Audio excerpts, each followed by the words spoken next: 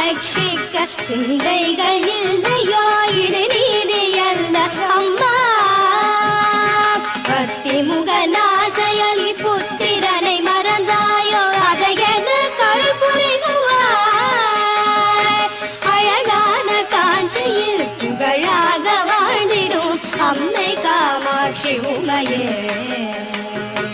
அம்மை காமாட்சி உமையே, அம்மை காமாட்சி உமையே.